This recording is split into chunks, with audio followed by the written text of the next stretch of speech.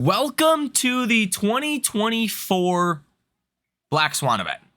This is actually the second Black Swan event of this year. The first one was the yen carry trade blow up on August 5th.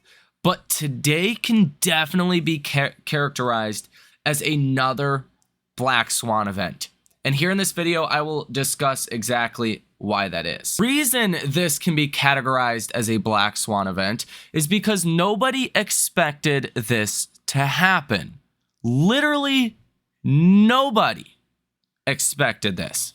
I mean, look at the VIX today. Wow. I mean, the VIX up 74%. Nobody had puts heading into today. Nobody expected what Powell gave us. And that's why this is a Black Swan event.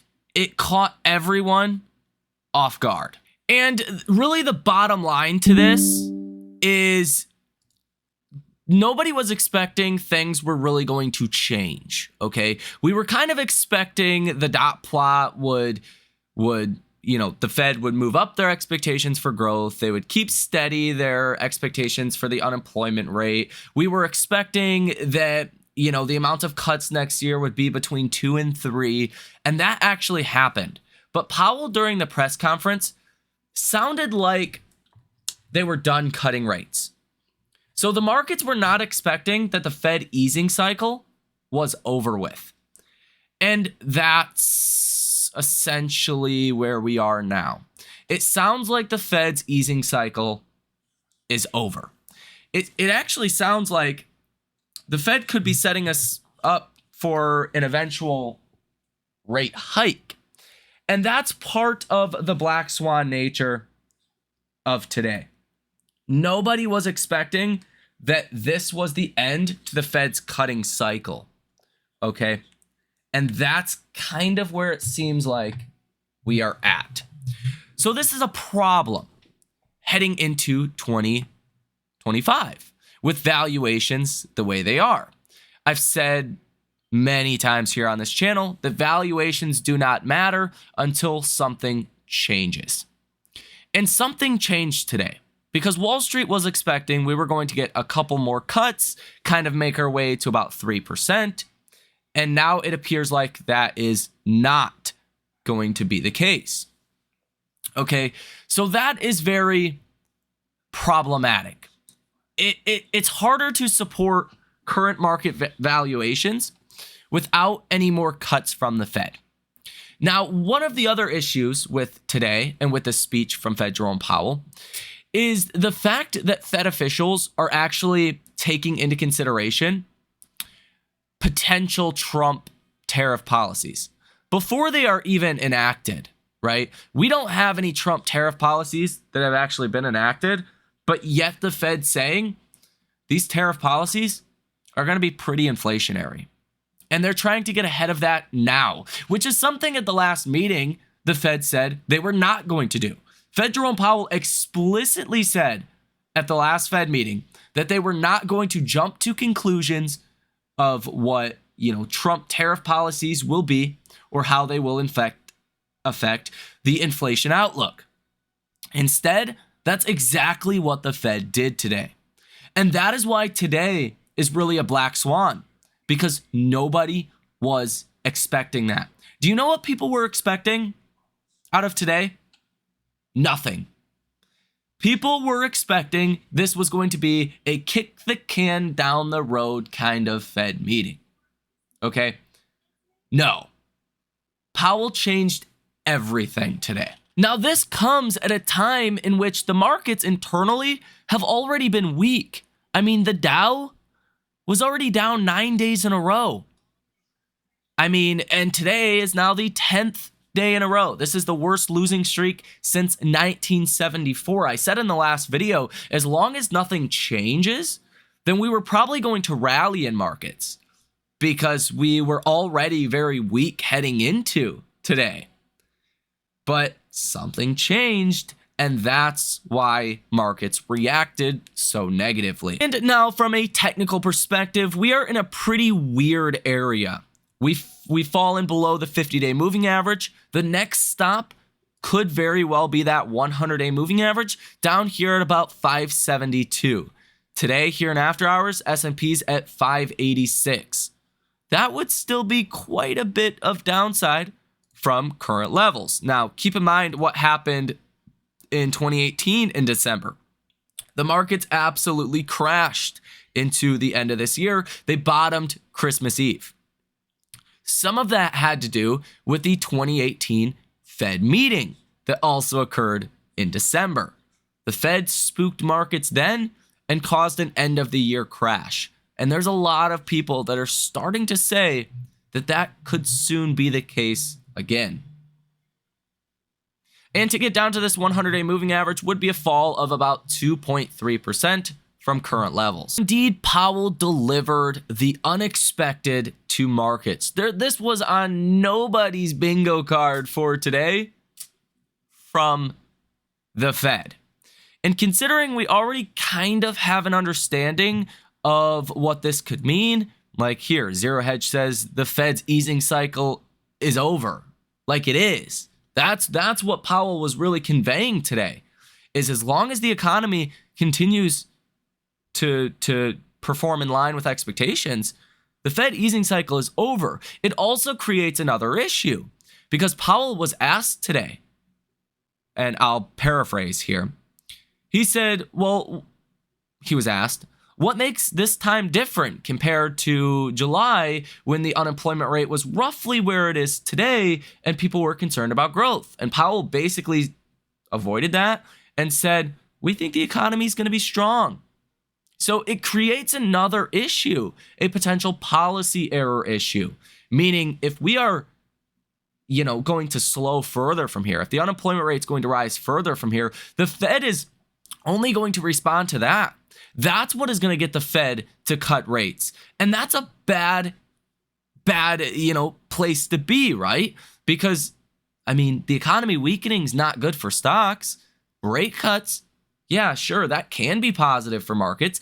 But if we go into some kind of recession because the Fed took their foot off the cutting gas pedal, then that could be a lot of damage to markets. So it's a little bit too early to say now, but we could be back into some kind of environment where bad data is now good for the markets. Or we could be in some kind of environment where everything's bad for the markets. Okay?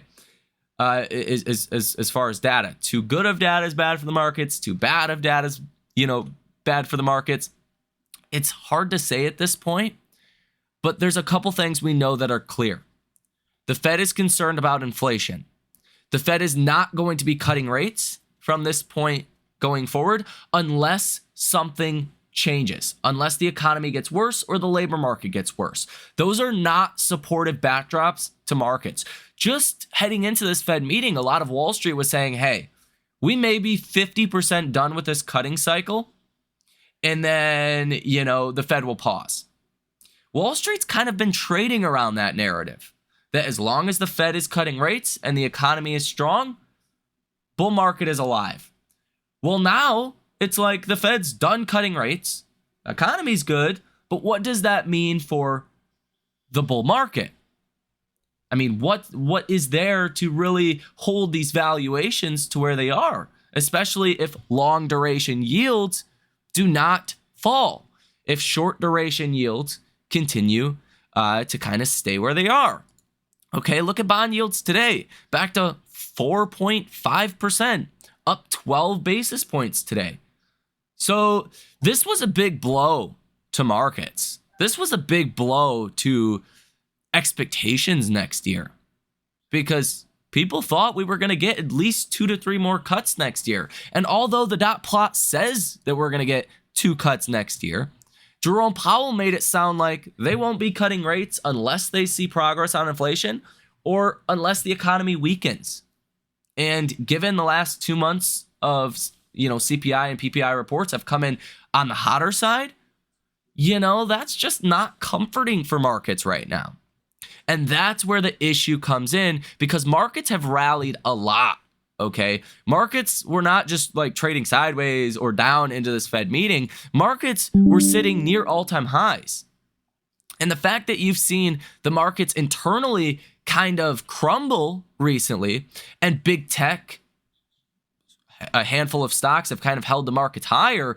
If now you see those names start to give back today, like you've seen with Nvidia and all of your big tech names, I mean, look at Tesla down over 10% today.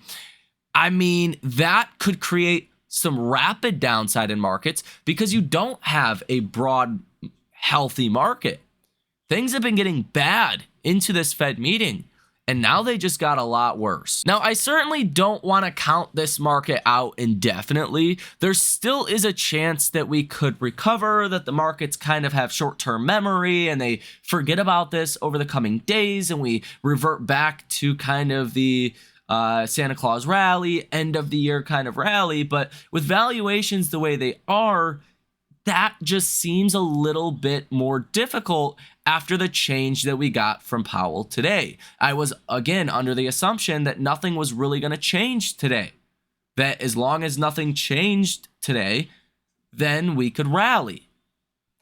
And it just becomes a little bit harder, or I would say a lot harder for that to happen because something did change today. The Fed is obviously concerned about inflation. And now you're getting some folks on Wall Street that are becoming concerned that you could actually see the Fed raise rates next year. Or if inflation goes up again for another 2 meetings or so, we could be talking about raising rates by March, and mix that with Trump policies for tariffs, assuming that's, somewhat inflationary. You could be in a really bad scenario a couple of months from now. And Wall Street has to kind of readjust their expectations around this like that. And that's why you've seen the S&P that closed down over 3% today. So this, to me, like by definition, came to markets as a black swan event. Now, when you think about Tesla, yes, the same positive things are still going for Tesla. Cheaper models next year, a acceleration of energy, generation and storage products, and robotaxi, and cheaper Tesla models, really boosting that TAM, that total addressable market. Like all of the same bull thesis, things are still in play here. But we now have a Fed that seems like they're worried about inflation. That, again, they are not going to be cutting rates anytime soon. And it seems like some of that bull thesis was kind of ripped away from markets today. So Tesla, that trades, very much in line with interest rates and what the economy does. Tesla's a cyclical company, okay? If the economy does poorly and we go into a recession, you're not going to sell as many cars. Tesla's likely not going to do as well. Now, FSD could kind of change the cyclicality aspect of Tesla, but as of today, Tesla is still a cyclical company. Now, again, I would not count out an end of the year rally for Tesla or a continued rally for Tesla. It just makes it a lot more difficult for that to happen. Okay, because I don't even think the Fed was trying to be as hawkish as they were. I think the Fed was just being honest. And the markets did not like that because it did not meet our framework. So I think it makes it difficult for markets to rally from now into year end. Does it have to be a complete disaster? Not necessarily, but I think it does raise the odds of a potential upcoming correction. I mean, we fell 3% today. What is it to get another 2% tomorrow and then add on to that another 3 or 4% over the coming weeks? That is a possibility now we have to be open to, and it could set up a great buying opportunity. And I guess that's the bright side, is if you're truly bullish on Tesla long term, this did not change anything. Not a lick changed today. Yes, the Fed's a little delusional. They're taking into account tariff policies that don't exist. They're talking like they could raise rates again if inflation does not continue to, make progress. But nothing really changes the core bull thesis around Tesla. Hell, today, you've seen 2 price target raises, one over $500, $560 per share, and one all the way up to $480. I mean, you're getting a better discount today, even following literally just within a couple of hours. Tesla fell from $488 down to 430 where we are currently, like you're getting a better discount, right? That is something you should welcome if you're a long-term investor. That's one reason why I've said here on this channel, I do not like the options on Tesla because they were pricing in too much and you're susceptible to risk, okay? But if you're a long-term investor, you own shares, you own the stock, I don't think you have anything to worry about. Could Tesla fall more from here? Of course. But let's face it, Tesla fell 8.28% in regular trading, down currently 2% in after hours. You fell over 10% today. Tesla went from all-time highs to correction in the same day. Okay? I mean, from top to bottom, from 488 to where you are now, Tesla fell almost 12%. I mean, is it too late to try to sell and trade Tesla and try to sell now and buy it at lower levels? Probably. I don't like the idea of trying to time Tesla here. Okay? But this is a big reason why I've stressed that we want to have cash on the sidelines. So yeah, I mean, we're in a bit of a tricky scenario now. And shout out Fed Jerome Powell for just completely dropping the ball today. I don't think he meant to crash markets. I don't think he meant to come across as negative as he did. And maybe we get Fed officials that kind of walk back some of what Powell said today over the next, couple of days.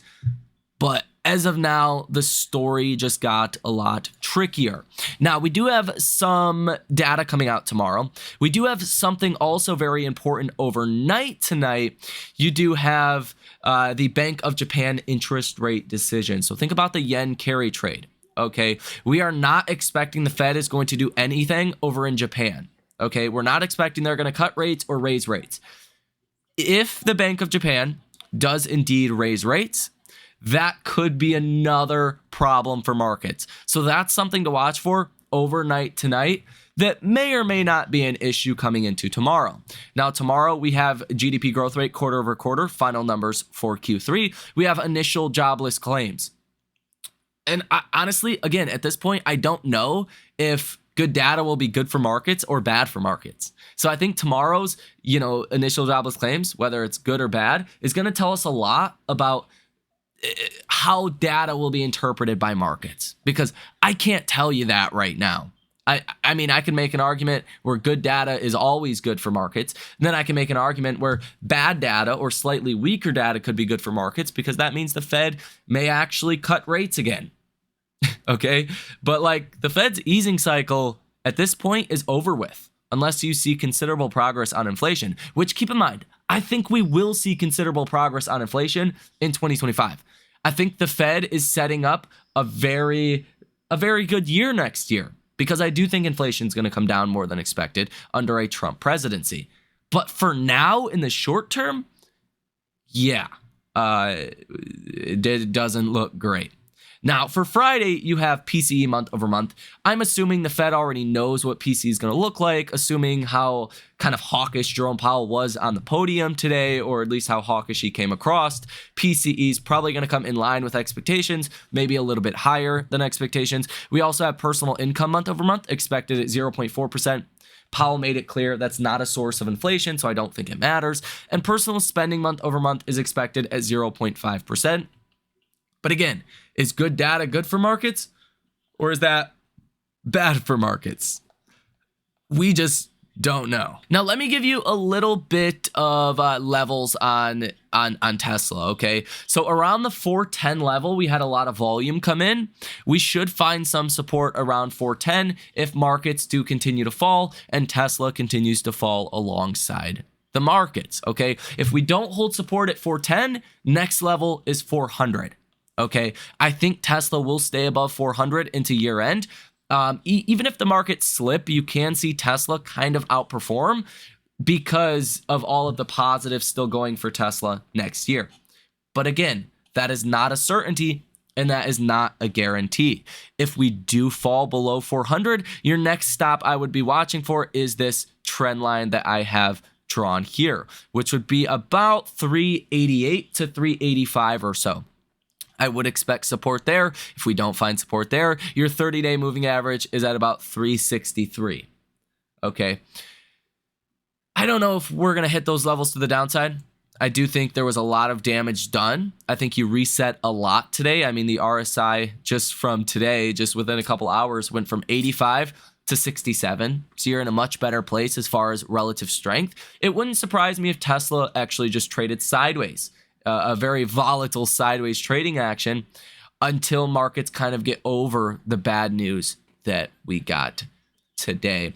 And these are kind of my best guesses. There's still a lot of uncertainties. Again, Bank of Japan could change things. I don't know if markets are going to respond good or bad to negative economic data or positive economic data. So those are all things that I can't foresee. But bottom line is, if you're in Tesla, nothing changed in the investment thesis today. Okay, the only thing that changed is the Fed's easing cycle is over with.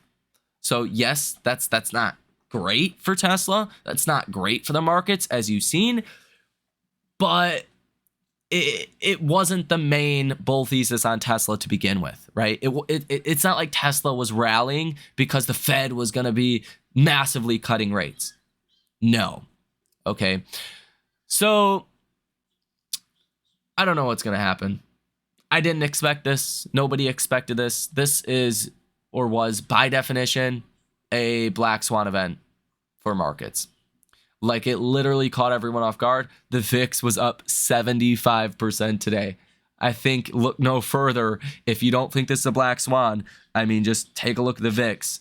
VIX does not go up 75% in a single day, really just within a couple of hours, because of bad news. It's really markets being caught off guards, and markets do not like that. So let me know what you guys think about this information down below in the comment section. I would love to hear your expectations for markets going ahead with this new information that we have. So thank you for watching. Enjoy the rest of your day, and I will see you in the next one.